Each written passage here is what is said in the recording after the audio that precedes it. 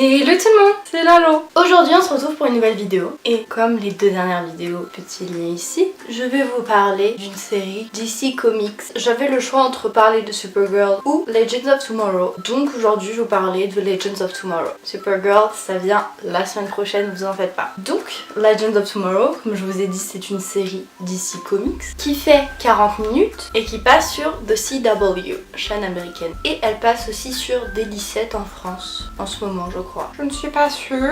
Donc lançons-nous dans Legends of Tomorrow. Donc Legends of Tomorrow reprend les personnages du Arrowverse, donc des personnages de Arrow et de The Flash, le Flash. Donc nous avons beaucoup de personnages. Au début je crois qu'ils sont 7, et je vous dis pas de bêtises. Pilot de cette série. Nous avons un groupe de personnes, donc je vais citer les noms si je ne me trompe pas. Donc nous avons Sarah Lance, nous avons Jackson, nous avons Professeur Stein, nous avons Rory, Leonard Snart, nous avons Kendra, l'ex de Kendra, je sais plus son nom, c'est Hawkeye, Ray Palmer, mon amour, la vie.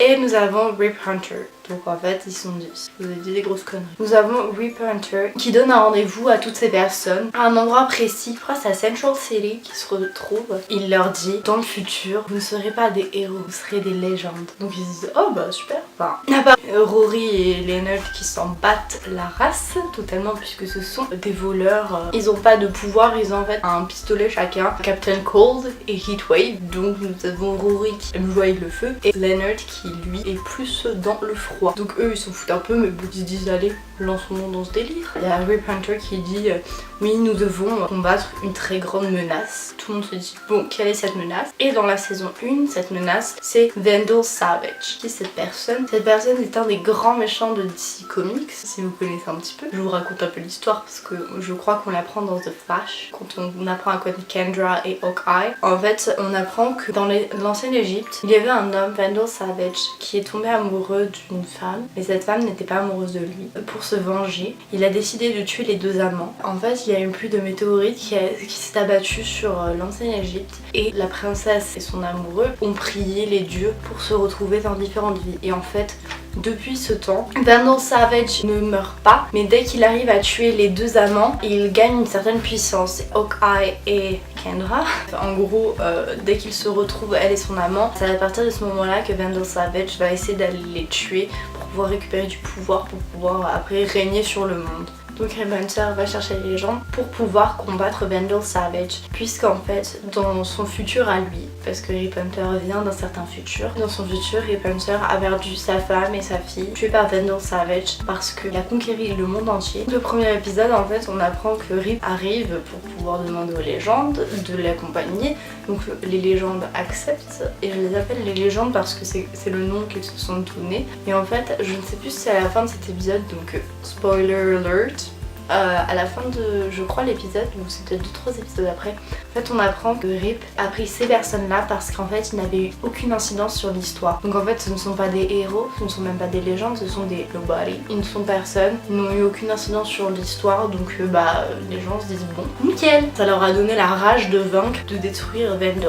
Cette série est assez particulière dans le Arrowverse parce que en fait c'est des voyages dans le temps. À chaque épisode il y a des voyages dans le temps et dans l'espace évidemment. Donc en fait tous les personnages se retrouvent à beaucoup d'époques différentes, dans le passé, dans le futur et même dans le présent. C'est assez rare qu'ils soient dans le présent mais ils sont souvent dans le passé et dans le futur. Donc c'est hyper sympa parce qu'en fait on se dit tout dépend de l'histoire qu'on a, et en fait tout peut changer du tout au tout et on peut se retrouver dans un futur où c'est une dictature, dans un futur où c'est utopique, dans un futur où il n'y a plus du tout d'humain. C'est quelque chose de tout à fait exceptionnel, époustouflant. Cette série a 3 saisons, je crois que la saison 2 est traduite mais je ne suis absolument pas sûre.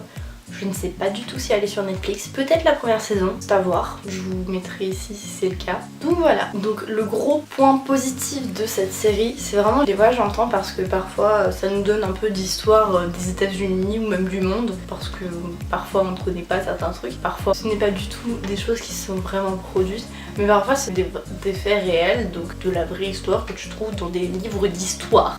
Mon personnage préféré dans cette série, c'est Ray Palmer. Je vous donne une explication du pourquoi, du comment. Faut vraiment que j'arrête de faire des gestes de main comme ça dans toutes mes vidéos, c'est gros pétage de plomb. Donc mon personnage préféré c'est Ray Palmer parce que cet homme est extrêmement drôle et j'ai envie de dire il est un peu naïf, mais ce n'est pas vraiment le mot que j'emploierais. C'est juste qu'en fait il est tellement optimiste, donc tu as envie juste de lui faire des câlins toute la journée. Il est très très drôle et je l'adore pour ça. Et évidemment en plus avec tout le monde il a une relation assez particulière et je trouve que la relation la plus drôle qu'il ait avec les légendes c'est quand même celle avec Mick. Donc voilà. Point négatif de cette série, il y a un grand méchant par saison. Bon, il y a 16 épisodes par saison, 16 épisodes de 40 minutes quoi, ça fait beaucoup. Même si les synopsis sont très bien faits, un grand méchant qui est dévoilé, on va dire, à partir du 5e ou 6e épisode de la saison, il reste 10 épisodes pour vaincre ce méchant. Et le truc c'est que, en fait, on se dit, bon, ok, il y a le méchant, ils vont réussir ou pas à le vaincre, il va peut-être y avoir des pertes ou pas. C'est un petit peu décousu, parfois on se dit bon, ok. Ou alors il y a des épisodes sans rapport avec les méchants où on dit bah non mais nous on veut savoir ce qui se passe avec le grand méchant, on veut pas savoir ce qui se passe avec le fils du chien du père quoi, donc voilà quoi. Je sais pas pourquoi j'ai dit ça. C'est le point négatif de cette série. N'hésitez pas à me dire en commentaire si vous connaissiez cette série. C'est une des séries je pense du Arrowverse qui est pas trop publicitée. Aux États-Unis elle est très publicitée, Legends of Tomorrow, mais en France c'est pas trop le cas. Je ne l'ai jamais vu passer sur TF1 qui est quand même une très grosse chaîne en France. C'est une des chaînes principales. Voilà quoi. Regardez cette série, elle est vraiment hyper sympa. En plus il y a vachement d'humour, c'est un peu comme The Flash. Il y a des crossovers oui, mais il y a aussi beaucoup de personnages du Arrowverse qui sont dedans. Genre par exemple il y a Oliver Queen qui est dans certains épisodes, il y a Barry Allen qui est d'autres, vraiment il y a plein de personnages du Arrowverse sans même faire un vrai crossover, c'est juste un ou deux personnages comme ça dans des épisodes et ça fait hyper plaisir de les revoir dans d'autres circonstances que dans la série même qui est ancrée, voilà. Donc allez regarder ceci. Et en plus vu que c'est traduit, si vous voulez pas faire d'efforts, c'est tranquille. Faites-vous un avis dessus et dites-moi en commentaire si vous aimez bien, si vous connaissiez ou pas.